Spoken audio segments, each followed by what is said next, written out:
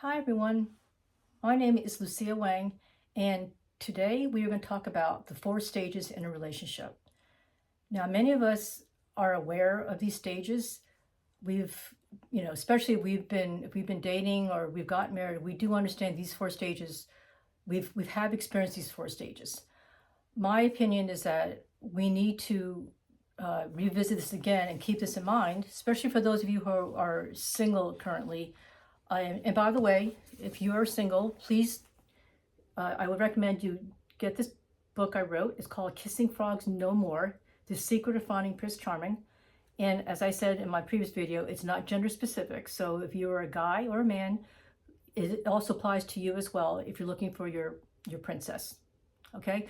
This book will help you navigate through dating, help you decide what to look for and how to date so that you don't make the mistakes, hopefully to eliminate problems and mistakes down the road after you get married. So this book is going to be helpful because I believe many of us who are dating, we never got a formal education on how to date. So this is something I wrote when I was single. 9 years before I got married, I was single, and I was online. I was dating online, and I have met and dated a lot of people. And through those experiences, I was able to come up with, I realized a lot of things, lessons learned, and that's why I wrote the book. So please consider buying it if you are seriously looking for a lifetime partner. Okay? So the 4 stages of a relationship, why this is important, if I had to summarize all these stages, it's really about getting to know somebody well. That is crucial when you're dating. And there's being in love and everything that goes along with dating. Sometimes we get sidetracked and we get lost in the feelings, the emotions that we have when we're dating somebody. Because let's face it, being in love is a very powerful feeling. And those of us who have been in love and have met who we think is the love of our life, it kind of takes a momentum on its own. And it's very easily, we can be easily sidetracked and distracted from following these 4 stages in a relationship. And so I want to say, if you don't take the time to get to know somebody well, you will get to know them well, and you will end up experiencing these stages while you're married. And that, to me, for those of us who've been divorced, we know that's probably not the best way to handle the dating. It's best to take the time, have the patience, get to know somebody well, and have the patience to go through these stages before you decide to commit to somebody and then maybe get married later. And that's going to be the difficult part. Most of us are, I shouldn't say most of us, some of us are in a rush. I know when we're younger, I don't know, I was like that too. I don't know whether it's just because our parents pressured us to get married. If you're in church, there's the expectation that, church people expect, grandchildren and everything. So there's a lot of pressure on society nowadays. And it's not all. I mean, some people don't feel pressure. I know I felt the pressure when I was getting to be in my late 30s. Actually, I'm sorry, when I was getting to be in my late 20s, my parents did expect me to get married, and they want, of course, what mom doesn't want grandchildren, right? So there was a little bit of pressure on me to get married, and therefore my first marriage did not last that long. I just married someone that was just a friend from work, and I really didn't know him that well, and he didn't know me that well. But I was getting older. I was about 26 years old. And even though that's not old, but at that time, all my friends, they were, some of my friends got married right after high school, or they got married earlier in their 20s. And here I am approaching my late 20s, not being married yet. And my mother, especially, she wanted grandchildren. So I went, and of course that marriage did not last. So just want to talk a little bit about that. But so the bottom line is these 4 stages is really about getting to know somebody well. That's very, very important.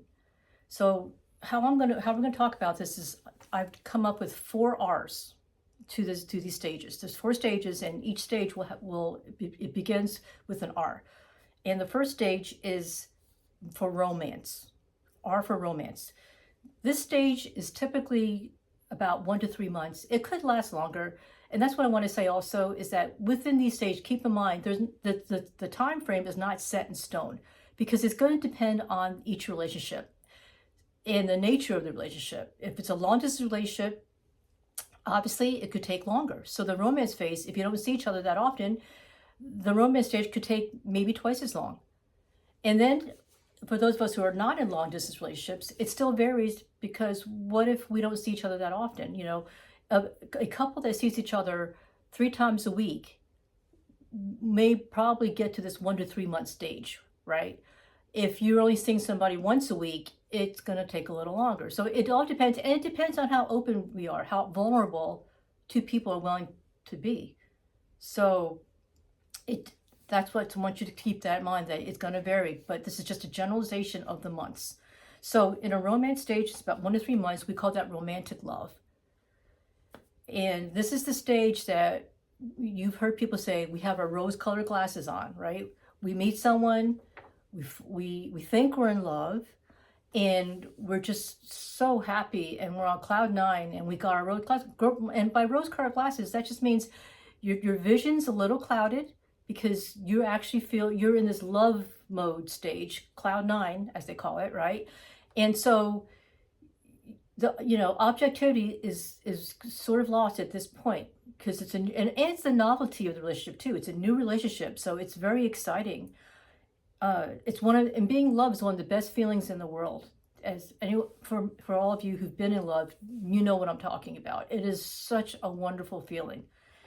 And if you weren't for those of us know that even the ones that have never been like a very happy person, when you're in love, you're a happy person, right? And those kind of people, their friends will tell them, man, you look different today, or you seem different, you seem happier, you're actually smiling, right? So those people, even people that normally aren't happy people, they become happy people when they fall in love. That's just the nature of just being in love. And it's also, if you notice people that are in love and looking back at your own past, when you do fall in love, you are also at that stage extremely affectionate. I know with my current husband, when we first met, my gosh, people were nauseated by us. We were kissing each other constantly. It was almost to the point of embarrassing, really. The PDA was just huge, right?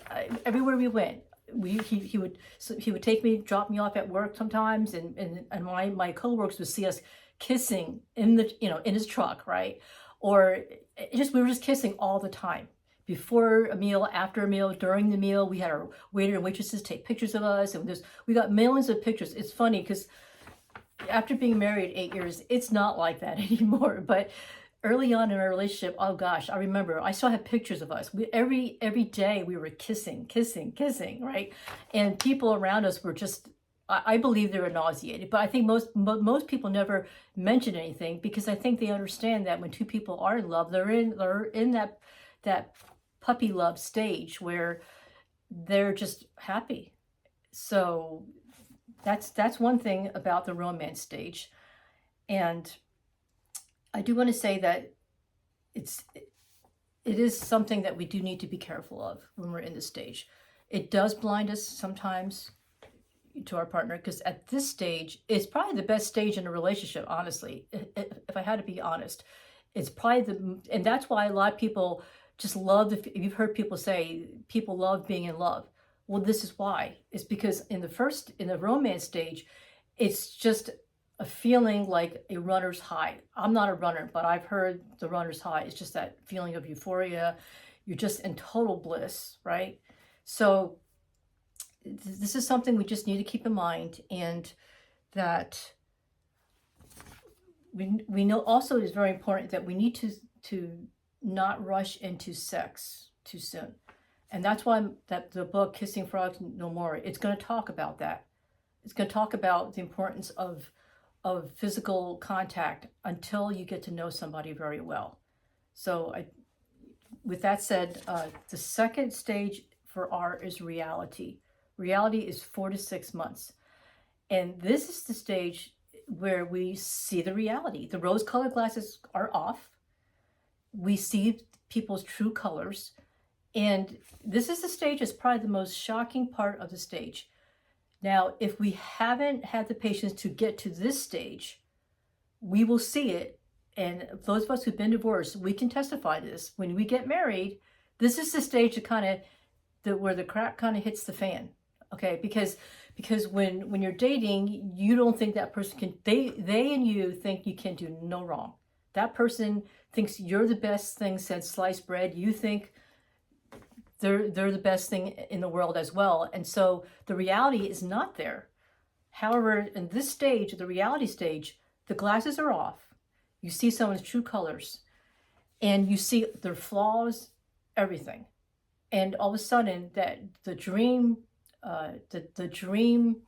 picture we had of our mate during the romance phase is not there anymore. We think, gosh, what happened? I thought this person was so wonderful. And not saying that they're not wonderful, but the reality is people are not perfect. And so that's the danger of the romance stage, because when you're in that state, you are in that state of mind where you think everything is just feels like heaven. It's perfect, but it's not reality, however, unfortunately. So in this second stage of reality, you see the person for who they are, their true colors. And in the previous video, if you haven't seen it yet, I would highly recommend you to go back and look at it. My previous video talked about finding the right partner and how the friendship is the key ingredient. This is where it's important that if you take the time to build a friendship, which I mentioned in my previous video, you will understand that this stage will probably be all part of that, because when you get to know someone well and you build that strong friendship, this second stage already plays into that part of the relationship. So the reality is that if two people are having sex from the romance, now here's another thing I want to say. If you have engaged in sex already, at this point, if two people are having sex from the romance stage, it will be very difficult to be objective and navigate through the reality stage, because both parties are caught up in the lust and pleasure of the relationship and have already formed a premature bond that is based on physical aspect instead of the deep emotional aspect. So let me repeat that again. If two people are having sex from the romance stage, it will be very difficult to be objective and navigate through this reality stage, because both parties are caught up in the lust and pleasure of the relationship and have already formed a premature bond that is based on the physical aspect instead of the emotional aspect. Why is this important? It's important because the physical is, as I said in my previous video, it's having sex is a pleasurable, fun activity. It's not the whole relationship. And so there's so many facets to a relationship, and the emotional part is very, very important. So both parties will, at this point, most people at this stage will continue to press forward, naturally thinking that their physical love will carry them through the rest of the relationship.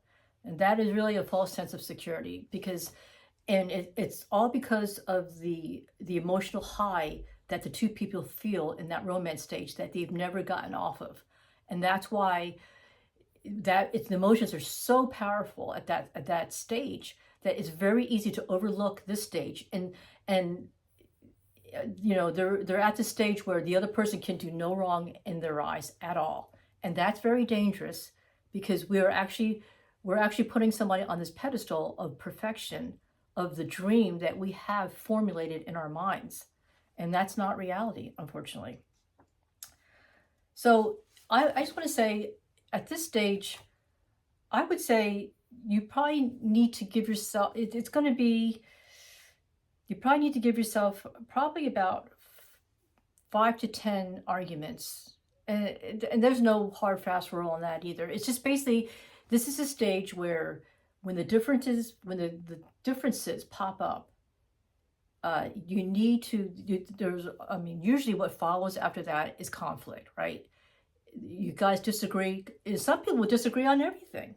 I mean, some couples, it just depends how compatible the couples are. If they're very compatible, they think a lot alike, they'll have fewer arguments. But there's most of us, and then there's some of us that's not the case. You know, two people are two different people. No matter how much we think alike or how much we have in common. And by the way, having certain things in common doesn't make you a perfect match in heaven. It's silly. I think back on my dating days. I had a relationship I dated long term for 8 years, and we had so much in common. And so I think some of us think that because we have some, oh my gosh, that, you know, I had the same dog when I was younger. Oh, we like the same colors. We like the same ice cream flavor, right? We like the same candy bar. Those things, while those things may be interesting and it could be like a wow, coincidental kind of a thing, but it's not significant enough to determine the health or longevity of a relationship, right? So having these things in common doesn't justify it. And so the conflict is going to happen. And at this stage, conflict is not the problem. I think many of us, because we have this idea in our heads from childhood with the fairy tales and Cinderella, we have this magical thinking that we're not supposed to argue, that once we fall in love, or if we talk about marriage, that now we're not going to have any more arguments and we're just going to ride off into the sunset happily ever after. That's not reality. For those of us who have been in a long-term relationship or been married or divorced, especially been divorced, you know that to be true. It's not like that. The reality is two people are two different people. No matter how much you have in common, right, there's going to be conflict. So at this stage, just kind of keep in back of your mind that you're going to have conflict. Now, if two people, now you've heard it said, some couples say, oh, we never argue. I think that's a bunch of hogwash. That's just ridiculous. I won't discount the fact that there may be a 1% or 0.5% or 10% chance of a couple that are so perfectly aligned and compatible that they never argue. I still find that hard to believe. And we're not saying knock out, drag down fights. We're talking, when I say argue, I mean just having a difference of opinion, a disagreement, just at the very least. Some disagreements can be just, you know, small enough that it's just considered disagreement, and some could escalate to an actual argument where there may be voices raised and feelings hurt and anger, right? So when I say conflict, don't get me wrong, I'm not just talking about those serious bad arguments. That also includes disagreements.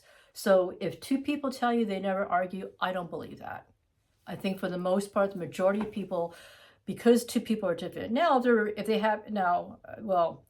twins may think a lot alike, but even they are not 100% aligned on every single thing, correct? So again, if you're a couple and you never argue, you need to date a little longer. You need to sit a little bit longer in this reality stage until you really see the person for who they are. And there's going to be differences. And the differences, like I said, could be subtle, could be small, and it could be huge. And that's the part of the reality that you need to see with someone before you get to the next stage. So the next stage, stage 3, is resolution. Now, this stage is a tricky one. If you've made to this stage, a lot of relationships end up ending, unfortunately, because this is the stage where you have seen the true colors of somebody and you know they're not perfect. And now you have to learn the skills. The third stage is resolution, which is learning to resolve conflict. Very, very important. And this is the stage also where that if you don't take the time in the early stages and the patience to walk through these stages, then if you're not married and you end up having to deal with this when you're married, it gets much more difficult. There's more incentive, and I hate to say this, but it's true. There's more incentive to want to resolve conflict when you're single and dating somebody than afterwards. Why? And you may be wondering why that's the case. I'll tell you why. When you're dating, there's more, I don't want to say there's, not that you have more skin in the game, but when you're dating, there's still, from a guy, and especially from a guy standpoint, there's that chase mentality, right? You want to conquer that woman, meaning you're determined, you're set to get that woman, get her, try to establish a commitment, and then so that's from a guy's standpoint, that's the mindset. So there's more incentive from a guy's point of view. There's more incentive for you to resolve conflict with him before you get married because of that reason. They're driven to conquer you. And for a woman, same thing. We're, at that stage, some of us are in la la land. We're just dreaming of our wedding, right? The wedding's such a big deal, our wedding dress, and who we're going to invite. We're not even like through these rest of the stages, and we're already thinking about what kind of wedding gown we want to buy, right? We're already laughing with our friends and the girlfriends and talking about, ooh, what our kids are going to look like, right? We're already like much further down the road than we need to be because of the beginning romance stages. So even we will also be more motivated. I guess the word is motivation. The two people will be more motivated to resolve conflict before they get married because they're already somewhat emotionally invested, and they don't want the relationship to end. So, because in their mind, the end goal is getting married. So there's more incentive and motivation in the earlier stages. If you wait till you get married, I hate to say this, but we all know when you get married, most of us take each other for granted. And that creates a lot of hard feelings, resentment, and unhappiness in our marriage because you wonder, is this the same person I was dating? Is this the man that I thought I'd marry, or this is the woman that I thought I married? And we get so the delusion of what we thought is devastating, really, at that stage, because you wonder what went wrong. Once you get married and you're committed to somebody, and then you end up having these arguments trying to resolve conflict later. It's a nightmare. It really is, and it's actually there's probably more emotions at that point because you thought once you got married it was going to be smooth sailing at that point. So resolve, and now in this stage, the resolution stage, I came up with a phrase of, this is the stage where you have to resolve or dissolve, and that's exactly what that means. Which, when the conflicts arise, you need to either make the effort. Two people will need to resolve the conflicts or dissolve the relationship. This is where the rubber meets the road, and the most important thing in this stage is learning to be able to compromise and communicate. By the way, communication is also a problem because when you try to resolve conflict and you try to reach it's hard to resolve conflict and come up with a compromise if you can't even communicate to each other properly. So that is also part of my previous video where I talk about building that friendship, because part of building that friendship is being able to communicate. Very, very important. So these are all things, again, if you take your time and go through these stages, it's okay to be in love. There's absolutely nothing wrong to, feel the feeling, enjoy it, because we all know this feeling of cloud nine will not last forever, right? So forever, how long you feel it, ride it, enjoy it. But at this stage, this resolution stage, compromise is something I do want to take a few minutes and talk about. Compromise is something that I think, especially in this day and age, is very difficult to reach. And I say that because our society through the years have become more narcissistic. And that seems to be like a popular word that's been thrown around everywhere. She's narcissistic, he's narcissistic, everyone's narcissistic, right? And I think it's because we're now in a society where people are healthier, they eat healthier. We're in an information society where the resources are all at our fingertips on our mobile phones. We're a lot more educated than we were 20 or 30 years ago, right? So we have kind of been learning to take care of ourselves a little bit more, right? Now we have two people have to work. We have a 2-income family now instead of a 1-income family. So women as well as men they're both in the world, in the corporate world. They're working, they're making money to help support the family. So women also have come a long way and become more independent as a result. So we have two parties that are more individualized. They become more I don't know what the right word is, just actualized as a person. So why compromise is harder is because, and especially if you've been single for a long time, you know, or if you're also if you are an only child, they can relate to this. Oh, I'm not an only child. I do have a brother and sister and a half brother. However, those of us who are are only childs, we do understand that it's a little harder to share, and also compromise, because you're so used to just doing things just for yourself, and you don't have siblings, right? To rub against, to argue and learn the skills, communication skills, how to share and how to compromise. So for only child is also a challenge, but it's definitely a challenge for most of us nowadays as well. We want what we want when we want it, right? And most of us, before we get married, we have this long list of must-haves that we want in our relationship, and some of our lists are really long, especially us women. We want everything, right? We want someone tall, handsome, dark. They have to have a six-figure income and all this stuff. Now, and men too. Men have their idea of their dream woman, right? So it's difficult to even think about the word compromise. But especially now that we have more money, if you have two people generating money, especially when you're making money and you're saving money, you have more options to buy whatever you want. In the old days, when people didn't have money, they were poor, you had to think about saving and buying something that you can afford, correct? So you may not get what you want, but you're going to get something that you can afford, that you can live with. Not so nowadays. If you're making pretty good money and you're living comfortably, you basically are buying what you want. Granted, we still buy what we need, like groceries and everyday things that we need to survive, but I'm talking about the things that you want. Most of us are buying what we want. We don't have to settle for the Walmart clearance special, right? And I don't have anything against Walmart, by the way. I am a shopper at Walmart. If I see something in the clearance rack that I like, I will buy it.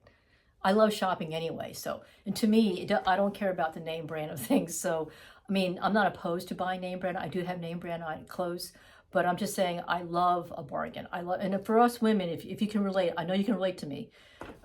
For us women who love to shop, you can relate to this. I love a bargain. I love saying, oh, by the way, I got this shirt on clearance, and it was additional 25% off, right? So, anyway, I'm getting off track now, because when it comes to shopping, I could go into La La Land because I love shopping. Anyway, let's get back to what we're talking about, compromise. So what I mean by compromise is that I'm not saying every argument warrants a compromise. It just depends on the two people. Let me just give an example. Let's say, hold on. Let's say the car. Let's give the example of buying a car, right? And well, no, because nowadays everyone has a car, so that's not a good example. Let's say you're looking at buying furniture for your house, right? If you're living together, or if you're married, now you're looking at buying a piece of furniture. Let's say you like oak wood, your husband likes maple. All right, two different kind of woods, two different colors, and you don't agree on that. Now, a compromise could be warranted, but it depends on the two people. Not everything has to be a compromise. It just depends how you feel. Some people, don't have all these stipulations of what they want, right? Some of us are more easygoing than other people. Other people have more rules than other people. So if your significant other, even though he may like Maplewood, if he doesn't care, if it's not a deal breaker for him, if it's not going to emotionally cause him upset, he may just say, fine, go ahead and get the oak. I don't care. And he may just be an more easygoing guy. My previous husband, my second husband, was that kind of person. I'm an A personality. He was the B personality. And by A and B, we mean A personality is usually high strung. B is more laid back. My previous second husband was more laid back. We rarely argue. We rarely had to compromise, to be honest with you. It was definitely a relationship where it's not that like I said before, it's not that we were the same people, but because I think if I'm honest about it, I think it's because he was easier going. He was more laid back. He didn't have all these rules and must-haves, and so most of the stuff, if it wasn't that important to him, he just didn't care, right? So we had less compromising. But with that said, now there was a time we had to compromise, and what I mean by compromise is when we went looking for a house together. If for those of you who've done house shopping, you know what I'm talking about.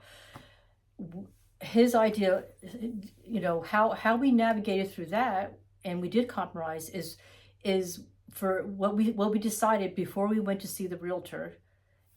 What we did was we both, or I kept score. I had a piece of pad of paper and a pencil, and I would write down. I would check I had 3 columns: yes, no, or maybe.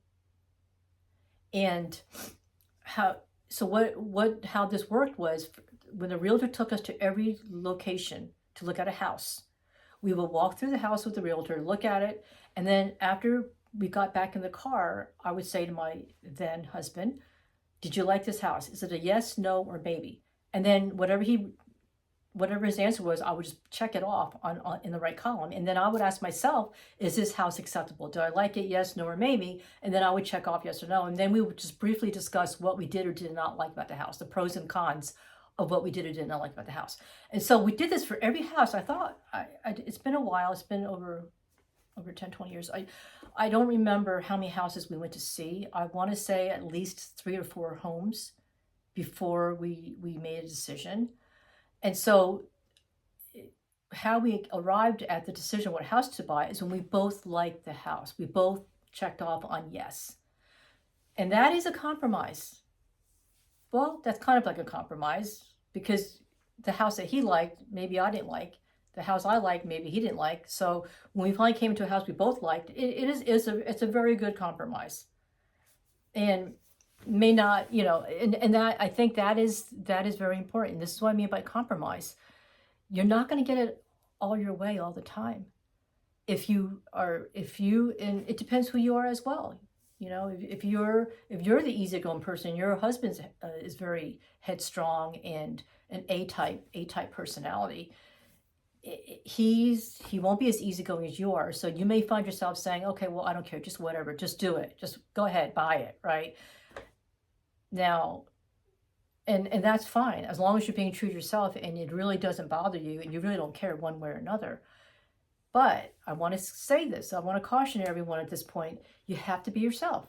I also mentioned that in my previous video about finding the right partner. It's all part of finding your real partner and your real friend, whether they're a real friend or not. But you have to be true to yourself. If it really doesn't bother you and you let this disagreement go, then let it go, right? However, if it does bother you and it's something that's going to be a problem, you need to, at this point, initiate a compromise. And this may make or break a relationship. I'll be honest with you. This is very important, because if you do not be yourself and you do not speak up to ask for a compromise, then it's going to be more torment for you down the road when you do get married and you end up in these situations, because then you're going to feel like you're going to feel like you're not an equal partner in the relationship, and that's not a healthy place to be. You will probably develop low self-esteem, get depressed, and you'll feel very, very unhappy and unfulfilled in the relationship. So it's better to have the courage, experience the discomfort of approaching your partner with the idea of compromise.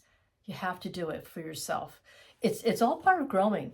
And believe me, compromising and being and trying to be a little confrontational is not easy. I am now that way. I can do it. It still doesn't feel natural to me. Some people are born with a stronger personality where they don't mind. They have a tougher personality where they can go into confrontations and to them it feels normal, right? I'm not wired that way. I had to learn to deal with confrontation, and that was not easy. But it's like anything else. Once you do it once and several times, it does get easier. I don't think the feeling of anxiety that I have when I'm in a confrontative mode gets any less. I still feel very uncomfortable when I have to deal with things I don't want to have to deal with. That's unpleasant. But as adults, we have to do this for ourselves. It's all part of loving ourselves and being true to ourselves. So again, I want to emphasize that if you come to a disagreement or conflict that you both just cannot see eye to eye on, you must initiate a compromise. And it doesn't matter who initiates it. It doesn't matter who initiates it. It just needs to, a compromise just needs to happen. I know a lot of us women feel that it's the guy's responsibility to be the leader in a relationship, and it's their responsibility to lead and be the one to initiate everything. That's not true. It will depend on the personality. Some men are, believe it or not, some men are not wired that way. Most men do share similar traits. I will say that. I will give that, right? But not all men are wired to be the Tarzan tough chasers, the tough people in the world that will go out and like Superman and just initiate and jump through tall buildings and everything. Not all men are wired that way. Some men have a more passive personality. They're the B type personality, as I referred earlier to those type of personality types. So and most men could be A types. That may be a possible. I don't know the statistics, but I'm sure there's statistics out there. I don't know what the percentages are, but there's probably more men that are the A types than women. But I also would challenge that, women now that are working and have become more independent in the corporate world and just independent in general, there's probably a lot of women that are A types as well. And so again, it depends on who you're married to. If they're going to be a B type personality, they probably won't be the one to bring up a compromise or bring up a possible conflict. They will not be the one. So if you're the A type, you'll need to be the one to bring it up. So it's no big deal really who brings it up. We don't, in a relationship, there shouldn't be egos. Egos need to be checked at the door. And especially when you're in a serious relationship and you're contemplating about maybe possibly going to the next commitment level, it's worth the little bit of anxiety you feel at this stage to iron out any issues that need to be ironed out and compromises that have to be made. So another example, let's say you're trying to buy a car, you like Chevrolet, he likes Ford. Let's say you only have enough money to buy. Let's say you have a big family and you both don't make a lot of money. You can only afford to buy one car, so you have to carpool. It's probably not a realistic example right now because most two-income families have at least two vehicles. However, I just want to use this as an example just to bring the point home. So he's a diehard Ford Ford person, you're a Chevrolet. Let's say you've always driven Chevrolets your whole life prior to meeting him, right? So how do you resolve that conflict? Well, again, it depends who they are, whether the name of a car the manufacturer name really matters or not. If it matters to both of you, if it's a strong issue between the both of you, then you have to reach a compromise. And by compromise would be, you guys now, we all know there's so many manufacturers out there, right? So it's not like your options are limited. So in this situation, if he's a Ford guy, you're a Chevrolet woman, there's other brand names, car manufacturers you can agree on, like Dodge, Plymouth.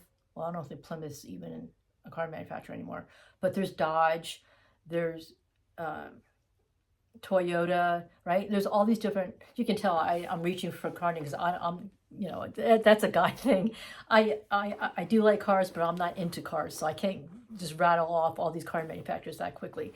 But you get my point, right? So you both can shop at other brand car dealers to come up with one or a truck, whatever you're trying to buy, that you both like. And I don't know why it's so hard for some people to do that. I think back about my previous marriage, the guy that I told you about, that's the B personality, even he actually, he liked Ford. I didn't care. So I didn't, all our cars were Ford because I didn't care. That's not an issue that mattered to me. It was not a strong point, a point of contention. Because I'm not into cars. As long, from my vantage point, as long as the car is economical and drivable, and, you know, of course, I did have a say. I did want to choose the color of the car, or at least have a say in it. But other than that, as long as the car was dependable, drivable, and it had good gas mileage, that's all that mattered to me. The name, I didn't care. I really don't care. So that was something we didn't have to compromise on.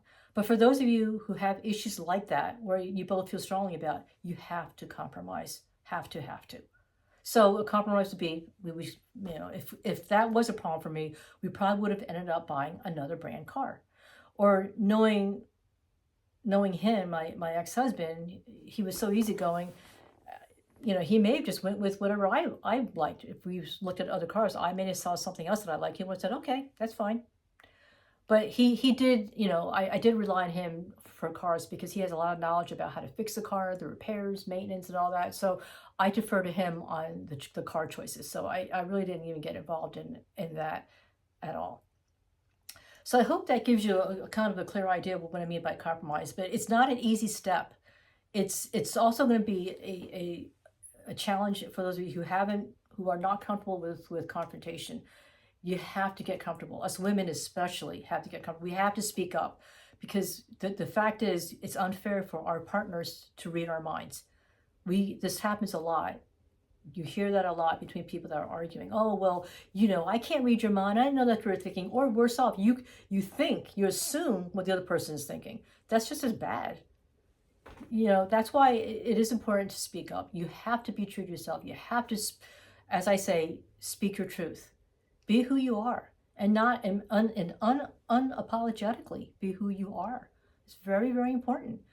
And so this is a crucial stage. I think most relationships fail at this particular stage. They don't know how to communicate constructively, which is still not a lost hope. If you don't know how to communicate constructively, if you find yourself throwing things and cursing and just being destructive, inappropriately destructive, that's time to go to counseling. You need a third neutral party to be able to look at your... Hi everyone, this is part 2 to my first video. I apologize. I was cut off. I had a family member call me several times interrupting, and I don't know, somehow the video just chopped off. So I apologize for the abrupt ending of the last video. So I'm going to have to make this part 2 so I can finish up what I was saying. So that was part 1. This is part 2 of the 4 stages in a relationship. So right now, briefly, we're just going to talk about the last stage, the 4th stage, which is ready, R for ready. And this is the stage that's what I would term it between 9 to 12 months. And this stage is where once you've gone through all the other stages and you're able to resolve conflict consistently, then you are at the stage now that you are ready for the commitment and long-term success of your relationship, which means marriage for some people, or it could just mean moving in together or living together, maybe without a marriage, but you can live long-term. But this is the stage where I feel that you are ready, and the chances for success of a happy, long-lasting relationship is probably very probable, since you're able to go through all the other stages in a consistent, healthy manner. So in this ready stage, it's the stage also where because you're able to resolve conflict healthily, and you already understand each other very well, you accept each other for the good, bad, and ugly. And that's what unconditional love is loving someone for who they are, whether they're in a good mood, bad mood, or if they're different from you, if you can resolve those differences, but you still love them anyway. That's unconditional love. That's the kind of love that we all aspire to. And it's just accepting each other for who we are and who they are. And this is what formulates what we all know of as a team. And that's what a team is. It's not you or me, but we, collectively, we as a team. And that's what a team's all about. It's not your way, my way, it's our way. So this is a good place to be. And if you're at this stage, congratulations. It's wonderful. You can have some assurance at this point that your relationship could probably go the long haul. So that's a good thing. And that would probably wrap it up. Well, actually, I do want to say one more thing about being a team. And how you can tell when couples aren't a team is when there is not consideration for the other person's feelings as well. Because when you're a team, their feelings do matter as well. It's not, it should never be your way or the highway, right? It can't be the guy's highway or the highway or my way or the highway. It's got to be a relationship where there is a team mentality, where you do things in the best interest for the both of you. And that's important. And how, just a simple example, you're not a team if you're watching TV together, and if you're, let's say, your husband or your boyfriend, he has control of the remote. Now, I know guys like to use the remote control. They like to be in charge. But if they're the ones always deciding what to watch, and they're the ones always holding the remote, and they never ask you what you'd like to watch, that's not a team. That's a one-man show. That's not healthy. I mean, that's basically he's operating as a bachelor, and if he's not taking consideration what you like to watch or allow you to operate the remote once in a while, it's not really healthy. It's not a healthy relationship. It's not a team. So that's just a little example, but believe it or not, that happens more often than not, where, you will hear women complaining that the guy watches what he wants to watch, and then they end up buying another television so the woman can watch what she wants to watch in another bedroom, which is fine. It's a good solution if you can afford it. But if you're a couple that can't afford it, you can't afford to have two big screen televisions, then you do need to find a compromise, and you need to be considerate of each other on what shows to watch when. So there's something to keep in mind. Again, the team factor in this last stage of the ready stage is very important. And how you will know you're ready at this stage is when you really, truly feel like you both are a team. Okay, and that wraps it up for this whole show on four stages in a relationship. And let's see, so just want to reiterate again that if you guys are single, I know the last thing you want to think about is all these stages, but I just would like you to keep in mind of the stages so that you can kind of keep track of where you're at, and so this way you are entering a relationship realistically, and that you'll be ready for the relationship. For those of us who have been through a divorce, it's very painful. For those single people out there who've never been through a divorce, this is even more important that you need to keep in mind of these four stages, because those of us who have been through a divorce, we can tell you it's not fun. It's painful. And if those of us who have been married or even have kids, it really is a nightmare having to go through a lawyer. Most of us have to go through a lawyer. Some of us don't have to, but those who have to go through a lawyer, you have to figure out. You have to divide assets. There's custody issues, child custody, alimony, all these issues that come up that are all relevant to a divorce, and it's not fun. So it's better to prevent these kind of things from happening if you can just have a little patience, if you can exercise just a little bit of patience, and just keep an open mind of these four stages and be true to yourself going through these stages. That will save you a lot of heartache in the long run. And for those of us who have been married and divorced, again, it's worthwhile revisiting these four stages so that we don't make the same mistake again. And if we do, don't beat ourselves up. We're all human. We make mistakes. In this day and age, it's even difficult to find people that haven't been. It's common, as a matter of fact, in this day and age, that people have been divorced maybe 2 or 3 times. So it's no longer that big of a stigma as it was years ago when people went through when there wasn't that many people going through a divorce. It seems to be a common thing, unfortunately.